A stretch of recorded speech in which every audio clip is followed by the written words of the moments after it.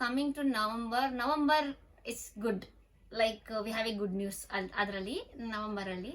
So ಏನಂತಂದರೆ ನಮ್ಮ ಹಳೆ ಕಾರ್ ಎಲ್ಲ ನೋಡಿರ್ತೀರ, ಮಾರುತಿ 800. ನಾವು ಅದು ನಾವು ತಗೊಂಡು ಆಲ್ಮೋಸ್ಟ್ ಅದು ಸೆಕೆಂಡ್ಸ್ ನಾವು ತಗೊಂಡಿದ್ದು 7 ವರ್ಷ ಆಗಿತ್ತು. ಸೊ ಅಟ್ ನವಂಬರ್ 10th ನಾವು ಹೊಸ ಕಾರ್ ತಗೊಂಡ್ವಿ. ಅದು ಒಂದು ನನಗೆ ಮೇನ್ ಗುಡ್ ನ್ಯೂಸ್. ನಾನು ಜೂನಲ್ಲಿ ಏನು ಅದು ನನ್ನ ಕನಸು, ನಮ್ಮ ಅಪ್ಪನ ಅಮ್ಮನ ಫ್ಲೈಟಲ್ಲಿ ಕರ್ಕೊಂಡು ಹೋಗ್ಬೇಕು ಅನ್ನೋದು ನನಗೆ ಒಂದು ಪಕ್ಕಾ ಒಂದು ಡ್ರೀಮ್ ಮತ್ತು ಒಂದು ವಿಶ್ ಅದು. ಸೊ ಅದನ್ನು ನಾನು ಫುಲ್ಫಿಲ್ ಮಾಡಿಕೊಂಡೆ. ಲಾಸ್ಟ್ ಇಯರ್ ಅದೊಂದು ತುಂಬ ಅನಿಸಿತ್ತು, ನಾನು ಮಾಡಲೇಬೇಕು ಈ ಇಯರು ಅಂತ. ಅದು ನೋಡಿದ್ರೆ ಆ್ಯನಿವರ್ಸರಿಗೆ ಆಗಂಗಾಯಿತು. ಅದು ಪರ್ಪಸ್ಫುಲ್ಲಿ ಆ್ಯನಿವರ್ಸರಿಗೆ ಬೇಕು ಅಂತ ಇರಲಿಲ್ಲ, ಬಟ್ ಅದು ಹಂಗಾಯಿತು. ಅದು ಬಿಟ್ಟರೆ ನನಗೆ ಕಾರ್ದೇನು ಪ್ಲ್ಯಾನಲ್ಲಿ ಇರಲಿಲ್ಲ, ಕಾರ್ ಲಿಸ್ಟಲ್ಲೇ ಇರಲಿಲ್ಲ. ನಮ್ಮ ಕಾರು ಒಂದೆರಡು ಸಲ ಸ್ವಲ್ಪ ಜರ್ಕೊಡಿತ್ತು, ಮತ್ತು ಅದು ನಮ್ಗೆ ತುಂಬ ಚೆನ್ನಾಗಿ ನಮ್ಮನ್ನ ಹೊತ್ತಿ ಮೆರೆದಿದೆ. ಯಾಕಂದರೆ 7 ವರ್ಷ ಸೆಕೆಂಡ್ಸ್ ಬಾಳಿಕೆ ಬರಬೇಕು ಮಾರುತಿ 800 ಅಂದರೆ ಜೋಕಲ್ಲ. ಆಮೇಲೆ ನಾವು ಆ ಕಾರ್ ವ್ಲಾಗ್ ಕಾರ್ದು ನಾನು ಗೈಸ್ ಏನು ಮಾಡಿದ್ದೀನಿ ಅಂದರೆ ವ್ಲಾಗ್ ಮಾಡಿಲ್ಲ. ನಮ್ಮ ಯಶು ಗೊತ್ತಲ್ವ, ಅವನು ಕಾರ್ದು ನಮ್ದು ವೀಡಿಯೋ ಮಾಡಿಕೊಟ್ಟಿದ್ದಾನೆ. ನಾನು ಅದನ್ನು ಇನ್ಸ್ಟಾದಲ್ಲೂ ಅಪ್ಲೋಡ್ ಮಾಡಿಲ್ಲ, ಮಾಡ್ತೀನಿ.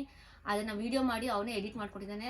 ಅದು ಸೂಪರಾಗಿ ಎಡಿಟ್ ಆಗಿದೆ. ಅದು ನಾನು ಅದನ್ನು ಜಸ್ಟ್ ವ್ಲಾಗ್ ಮಧ್ಯೆ ಹಾಕ್ತೀನಿ.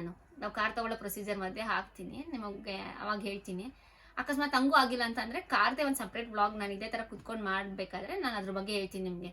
ಹೇಗೆ ತೊಗೊಂಡೆ ನಾನು ಫುಲ್ ಕ್ಯಾಶ್ ಕೊಟ್ಟನ, EMI ಎಷ್ಟು ಏನು ಅದೆಲ್ಲ ನಾನು ನಿಮ್ಗೆ ಹೇಳ್ಬೇಕಾದ್ರೆ ಹೇಳ್ತೀನಿ. But the very big good news, ನನಗೆ ಬಿಗ್ ಥಿಂಗ್ ಹ್ಯಾಪಂಡ್ ಅಂತ ಅಂದರೆ ಫ್ಲೈಟ್ ಬಿಟ್ಟರೆ ನನಗೆ ಕಾರ್ದೇನೆ. ಯಾಕಂದರೆ ಅದು ಪ್ಲ್ಯಾನಲ್ಲಿ ಇರಲಿಲ್ಲ. ಪ್ಲ್ಯಾನಲ್ಲಿ ಇಲ್ಲದಿರೋದು ಆಯಿತು. ನವಂಬರ್ 10th ನಾವು ತೊಗೊಂಡಿದ್ದು. ಬಟ್ ನಂಗೆ ತುಂಬ ಖುಷಿ. ಅದನ್ನು ನಾವು ಸೆಕೆಂಡ್ಸ್ ಮಾಡೋಕ್ಕೋಗಿ ಹೊಸ ತಗೊಳ್ಳಂಗಾಯಿತು. ಯಾವ ಕಾರು ಏನು ಎಲ್ಲ ನಾನು ಹೇಳ್ತೀನಿ ನಿಮಗೆ.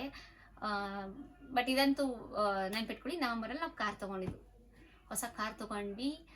ಆಮೇಲೆ ನವಂಬರ್ ಫುಲ್ ಅದರಲ್ಲೇ ಆಗೋಯ್ತು ಬಿಡಿ ಗೈಸ್. ನವಂಬರ್ ಸ್ಟಾರ್ಟಿಂಗ್ ವೀಕಿಂದ ಅದಕ್ಕೆ ಆಕ್ಸೆಸರೀಸ್ ಹಾಕ್ಸೋದು, ಅದು ಮಾಡೋದು ಇದು ಮಾಡೋದು ಪ್ರತಿಯೊಂದು ನಾನು ಹೇಳ್ಬೇಕಂದ್ರೆ ನವಂಬರ್ ಎಂಡಿಂಗ್ ತನಕನೂ ನಾನು ಅದರಲ್ಲೇ ಆಯಿತು. ನಮ್ಮ ರಾಕಿ ಎಲ್ಲ ಓಡಾಡಿಕೊಂಡು ಅದಕ್ಕೆ ಆಕ್ಸೆಸರೀಸ್ ಏನೇನು ಬೇಕು, ಫಸ್ಟು ಸೇಫ್ಟಿ ಪರ್ಪಸ್ ಏನೇನು ಬೇಕು ಅದನ್ನೆಲ್ಲ ಮಾಡಿ ಮುಗಿಸ್ಬಿಟ್ಟ. ಸೊ ಅದರಲ್ಲೇ ಆಯಿತು. ಸೊ ಇನ್ನೇನು ಡಿಸೆಂಬರ್ ಲಾಸ್ಟ್ ನಾನು ಮಾಡಬೇಕು ಎಡಿಟ್ ಮಾಡಬೇಕು ಅಂದ್ಕೊಂಡೆ. ಇನ್ನೇನು ಡಿಸೆಂಬರೇ ಬಂದ್ಬಿಡ್ತು. ಆಮೇಲೆ ಅಂದ್ಕೊಂಡೆ ಹೆಂಗಿದ್ರು ಮಾಡೋದು ಮಾಡ್ತೀನಿ. ಅವಾಗ ಮಾಡಿದ್ರು ನಾನು ಇದೇ ಥರ ಕುತ್ಕೊಂಡು ಎಕ್ಸ್ಪ್ಲೇನ್ ಮಾಡಿಬಿಟ್ಟೆ ಹಾಕ್ತಿದ್ದೆ ಗೈಸ್. ಡೈರೆಕ್ಟ್ ಬ್ಲಾಗ್ ಹಾಕ್ತಿರ್ಲಿಲ್ಲ. ಐ ಆಮ್ ಬ್ಯಾಕ್ ಅಂತ ಹಾಕ್ಬಿಟ್ಟೆ ಹಾಕ್ತಾಯಿದ್ದು. ಡಿಸೆಂಬರಲ್ಲಿ ನಾನು ಹೇಳ್ದಲ್ಲ ಸ್ವಲ್ಪ ಕೆಲಸ ಜಾಸ್ತಿ ಆಗಿತ್ತು ಅಂತ. ನಮ್ಮ ಕೆಲಸದಲ್ಲಿ 1-2-3 ಜನ ಬಿಟ್ಟೋಗಿದ್ರಿಂದ ಸ್ವಲ್ಪ ನನಗೆ ಲೈಕ್ ಬರ್ಡನ್ ಆಯಿತು. ಬೇರೆ ಕೆಲಸನ ನನಗೆ ಹಾಕಿದ್ರಿಂದ ಅದು ಕಂಟಿನ್ಯೂ ಆಯಿತು. ನಿದ್ದೆ ಅದು ರೂಟೀನ್ ಎಲ್ಲ ಸ್ವಲ್ಪ. ಸೊ ಡಿಸೆಂಬರಲ್ಲಿ ನಾನು ಆಲ್ಮೋಸ್ಟ್ ಸೆಟಲ್ ಡೌನ್ ಆಗ್ತಾ ಇದೆ ಅವಾಗ ನನಗೆ ಆ ರೂಟೀನ್ಗೆ. ಜನವರಿ ಬಂತು, ಈರಪ್ಪ ತೆಗಿ ಜನವರಿಗೆ ನಾನು ಮಾಡಿ ಹಾಕ್ಲೇಬೇಕು, ಏನಾರು ಆಗ್ಬಿಡ್ಲಿ, ಹೊಸ ವರ್ಷಕ್ಕೆ ಹೊಸ ಪರಿ ಅಂತ ಅಂದ್ಕೊಂಡೆ ನಾನು.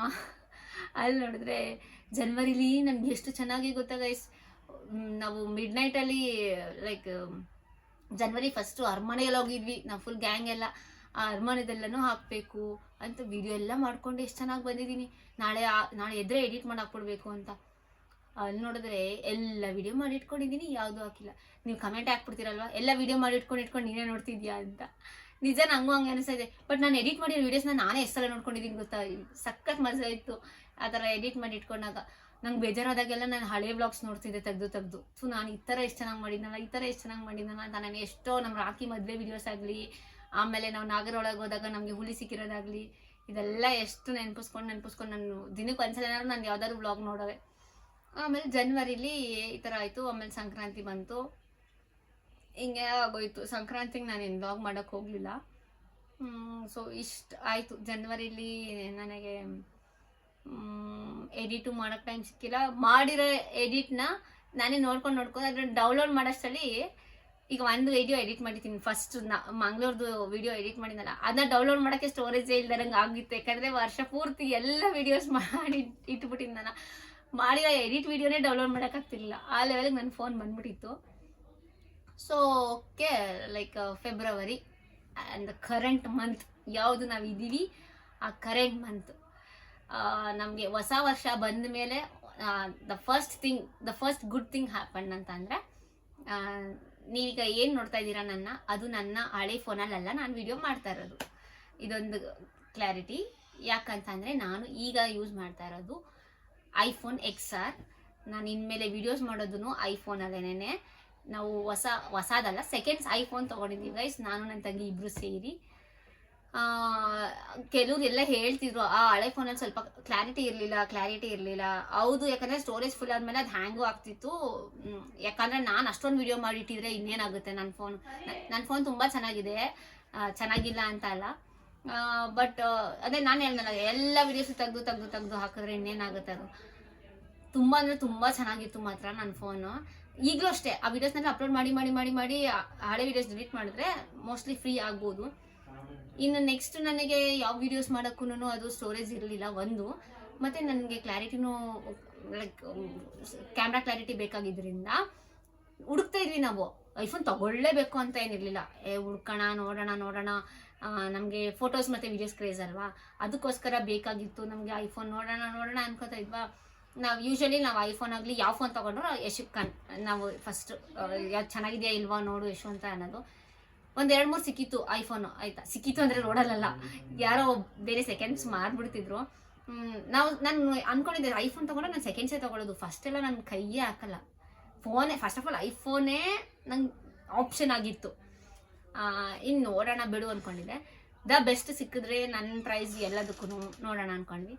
ಬಟ್ ಫೈನಲಿ ದಿಸ್ ಫೆಬ್ರವರಿ ನಾವು ಅಂದ್ಕೊಂಡಿರೋ ಪ್ರೈಸ್ಗೆ, ನಾವು ಅಂದ್ಕೊಂಡಿರೋ ಅಷ್ಟು ಚೆನ್ನಾಗಿ ನಮಗೆ ಫೋನ್ ಸಿಕ್ತು. ನಮ್ಗೆ ಗೊತ್ತಿರೋ ಹುಡ್ಗನೇ ಕೊಟ್ಬಿಟ್ಟ. ಹಾಗಾಗಿ ನಾವು ಹೊಸ ಫೋನು ತಗೊಂಡಿದ್ದೀವಿ, ಐಫೋನ್ XRಲ್ಲಿ. ನಾವು ಇನ್ಮೇಲೆ ವಿಡಿಯೋ ಮಾಡೋದು ನಾನು ಈಗ ಮಾಡ್ತಾ ಇರೋದು ಐಫೋನಲ್ಲೇ. ಸೊ ಈ ವರ್ಷಕ್ಕೆ ಬಂದರೆ ಇದು ಬೆಸ್ಟ್ ಥಿಂಗ್ ಅಂತ ಅನ್ಬೋದು. ಚೆನ್ನಾಗಿ ನನಗೆ ಇಷ್ಟ ಆಗೋ ಥರ ಸಿಕ್ತು. ಸೊ ಹಾಗಾಗಿ ಇಷ್ಟ ಆಯಿತು ಗೈಸ್. ಅವತ್ತಿಂದ ಇವತ್ತಿನ ತನಕನೂ ಏನೇನು ಮಾಡಿದ್ವಿ.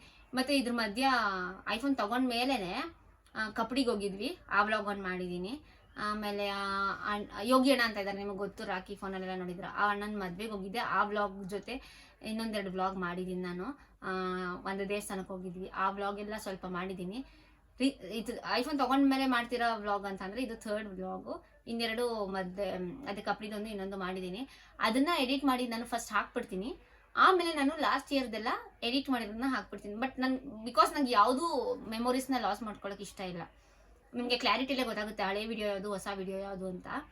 ನನಗೆ ಅದರಿಂದ ಫಸ್ಟು ಈ ಫೋನಲ್ಲಿ ಏನು ಮಾಡಿದ್ದೀನಿ ಅದನ್ನ ರೀಸೆಂಟಾಗಿ ಏನಾಗಿದೆ ಈ 1 ವಾರದಲ್ಲಿ ಅದನ್ನು ನಾನು ಅಪ್ಲೋಡ್ ಮಾಡಿಬಿಡ್ತೀನಿ. ಆಮೇಲೆ ಆ ಹಳೆ ವ್ಲಾಗ್ಸ್ನ ನಾನು ಒಂದೊಂದಾಗಿ ಮಂಗಳೂರು, ಕಾಶಿದು, ರಾಮೇಶ್ವರಂದು ಏನೇನು ಮಾಡಿದ್ದೀನಿ ಹುಡುಕಿ ಯಾವ್ದು ಎಡಿಟ್ ಮಾಡಿದ್ದೀನಿ ಅದನ್ನು ನಾನು ಫಸ್ಟು ಅಪ್ಲೋಡ್ ಮಾಡಿಬಿಡ್ತೀನಿ. ಸೊ ಇಷ್ಟು ಆಯಿತು. ಇನ್ನೇನಾದ್ರು ಮಿಸ್ ಆಗಿದ್ರೆ ನಾನು ಪಕ್ಕ ಮಿಸ್ ಮಾಡಿರ್ತೀನಿ. ನಾನೇ ವೀಡಿಯೋ ನೋಡ್ಬೇಕಾದ್ರೆ ಅನ್ಕೋತೀನಿ, ಅಯ್ಯೋ ಅದೇ ಹೇಳಿಲ್ಲ, ಅಯ್ಯೋ ಇದೇ ಹೇಳಿಲ್ಲ ಅಂತ. ನೆಕ್ಸ್ಟ್ ಇನ್ ಕಂಟಿನ್ಯೂಸ್ ಬ್ಲಾಗ್ ಮಾಡ್ತಿರ್ತೀನಲ್ಲ, ಆಗ ನಾನು ಒಂದೊಂದು ಪಾಯಿಂಟ್ ಸೇರಿಸ್ತೀನಿ, ಅವತ್ತು ಅದು ಮಿಸ್ ಮಾಡಿದೆ ಅಂತ.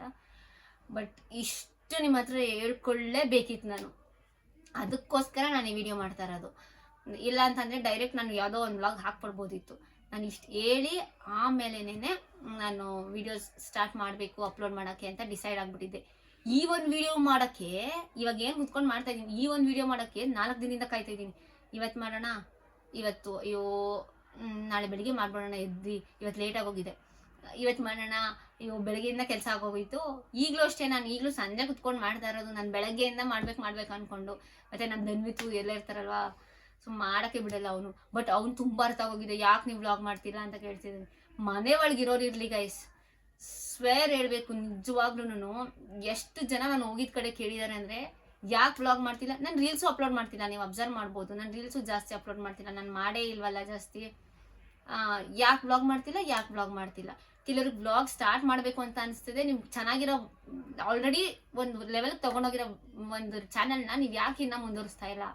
ಎಲ್ಲರೂ ಅದೇ ಕೇಳ್ತಿದ್ರು. ಎಲ್ಲ ಪ್ರತಿಯೊಬ್ಬರು, ನಾನು ಎಷ್ಟು ಮದುವೆಗೆ ಹೋಗ್ಲಿ ಯಾವ ಫಂಕ್ಷನ್ಗೆ ಹೋಗ್ಲಿ ಎಲ್ಲರೂ ಕೇಳ್ತಿದ್ರು.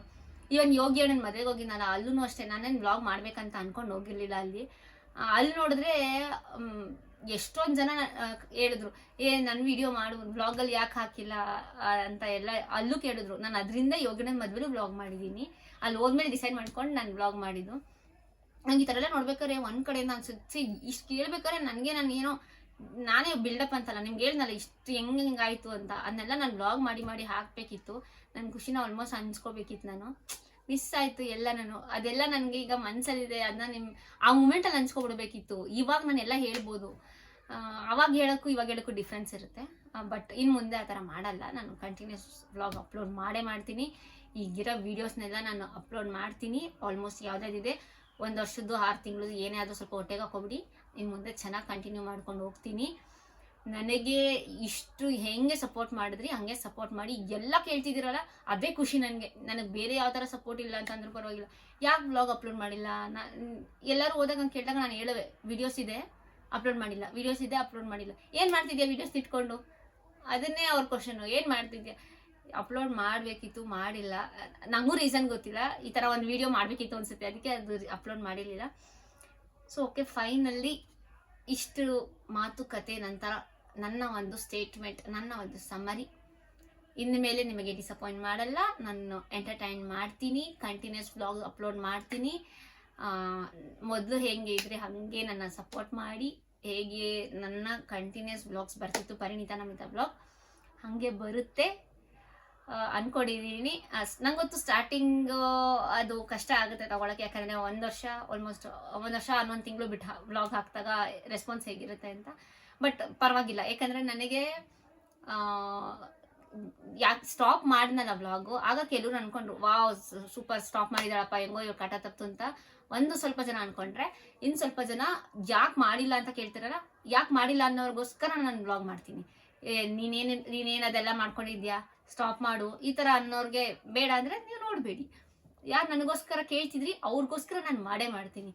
ಅದರಲ್ಲೂ ನನ್ನ ಸ್ಟೂಡೆಂಟ್ ಇದ್ದಾಳಲ್ಲ, ಅವಳಂತೂ ಒಬ್ಳು ತುಂಬಾ ದಿನ ನಾನು ನೆನಪಿಸ್ಕೊಳ್ಳಿಲ್ಲ ಅಂದರೆ 2 ದಿನಕ್ಕೊಂದ್ಸಲ ಅಕ್ಕ ವ್ಲಾಗ್ ಹಾಕ್ತೀನಿ ಅಂದ್ರಿ, ಅಕ್ಕ ವ್ಲಾಗ್ ಹಾಕ್ತೀನಿ ಅಂದ್ರಿ, ತುಂಬ ಕೇಳ್ತಿದ್ಲು. ಅವಳು ಈ ವ್ಲಾಗ್ ನೋಡಿದಾಗ ಗ್ಯಾರಂಟಿನ ಆಗ್ತಾಳೆ ಅವಳು ನೆನಪಿಸ್ಕೊಂಡಿದ್ದೀನಿ ಅಂತ. ಸೊ ಇನ್ಮೇಲೆ ನಾನು ಆಲ್ಮೋಸ್ಟ್ ರೀಲ್ಸ್ ಮಾಡೋಕ್ಕೂ ಟ್ರೈ ಮಾಡ್ತೀನಿ. ಮೊದಲು ಯಾವ ರೇಂಜಿಗೆ ರೀಲ್ಸ್ ಮಾಡಿದ್ದೀನಿ ಗೈಸ್, ಯಾವ ರೇಂಜಿಗೆ ಎಲ್ಲ ಅಪ್ಲೋಡ್ ಮಾಡ್ತಿದ್ದೆ. ಒಂದಿನಕ್ಕೆ ಒಂದು ರೀಲ್ಸ್ ಇಲ್ಲದೆ ನಾನು ಇರ್ತಾನೆ ಇರಲಿಲ್ಲ. ಸೊ 2025 ಹೋಗಿ 2026ಗೆ Parinita is back. So yes, I am back. ನಾನು ಇನ್ಮೇಲೆ ವ್ಲಾಗ್ಸ್, ರೀಲ್ಸ್ ಎಲ್ಲ ನಾನು ಮೊದಲೇನಿದೆ ಹಂಗೆ ಕಂಟಿನ್ಯೂ ಮಾಡ್ಕೊಂಡು ಹೋಗ್ತೀನಿ. ನಿಮಗೆಲ್ಲ ಖುಷಿ ವಿಷಯ, ಏನೇ ವಿಷಯ ಇದ್ರೂ ನಾನು ಅಲ್ಲಲ್ಲೇ ಅಪ್ಡೇಟ್ ಮಾಡ್ತೀನಿ. ಎಡಿಟ್ ಮಾಡೋಕ್ಕೆ ನನಗೆ 1 ಅವರ್ ನಿದ್ದೆ ಹೋದ್ರೂ ಪರವಾಗಿಲ್ಲ, ನಾನು ಎಡಿಟ್ ಮಾಡಿ ಅಪ್ಲೋಡ್ ಮಾಡ್ತೀನಿ. ಓಕೆ, ಇಷ್ಟು ಹೇಳಿ ನನ್ನ 2 ಮಾತನ್ನು ಮುಗಿಸ್ತಾ ಇದ್ದೀನಿ. ಐ ಹೋಪ್ ನಿಮಗೆ ಈ ಒಂದು ಕ್ಲಾರಿಟಿ ವಿಡಿಯೋ ಅಲ್ಲ, ಲೈಕ್ ರಿಫ್ರೆಶ್ ವಿಡಿಯೋ ಇಷ್ಟ ಆಗಿರುತ್ತೆ ಅಂತ ಭಾವಿಸ್ತೀನಿ. ನಾನು ಇನ್ಯಾರನ್ನೂ ಮಿಸ್ ಮಾಡಿದರೆ ಬೇಜಾರು ಮಾಡ್ಕೊಬಿಡಿ. ನಾನು ನೆಕ್ಸ್ಟ್ ಎಲ್ಲ ಹೆಸರು ತೊಗೋತೀನಿ, ಯಾಕಂದರೆ ಇದು ಲೆಂತ್ ಆಗಿಬಿಡುತ್ತೆ ವಿಡಿಯೋ ಅಂತ ನಾನು ಇಷ್ಟಕ್ಕೆ ಸ್ಟಾಪ್ ಮಾಡ್ತಾ ಇದ್ದೀನಿ. ಆ ವಿಡಿಯೋ ಬಂದಾಗ ನಾನು ಹೇಳ್ತೀನಿ guys. Thank you so much ಯಾರ್ಯಾರು ಕೇಳ್ತಾ ಇರಿ ಅವರಿಗೆ. ಸೊ ಐ ಹೋಪ್ ನಿಮಗೆ ಈ ವಿಡಿಯೋ ಇಷ್ಟ ಆಗಿದೆ ಅಂತ. ಐ ಹೋಪ್ ಎಲ್ಲ ಕ್ವಶನ್ಸ್ಗೂ ಆನ್ಸರ್ ಸಿಕ್ಕಿದೆ, ಎಲ್ಲ ಡೌಟ್ಸ್ಗೂ ಆನ್ಸರ್ ಸಿಕ್ಕಿದೆ ಅಂತ. ನಿಮ್ಮ ಪರಿಣಿತಾ ನಮಿತಾ ವ್ಲಾಗ್ಸಲ್ಲಿ ಇನ್ನೂ ಹೆಚ್ಚೆಚ್ಚು ವಿಡಿಯೋಸ್ ಬರ್ತಾ ಇರುತ್ತೆ ಅಂತ ಹೇಳ್ತಿದ್ದೆ. ಇನ್ನು ಮುಂದೆ ಬರ್ತಾನೆ ಇರುತ್ತೆ. ನಾನು ನಿಮ್ಮ ಮೈಸೂರು ಹುಡುಗಿ ಪರಿಣಿತಾ ನಮಿತಾ. ಬಾಯ್.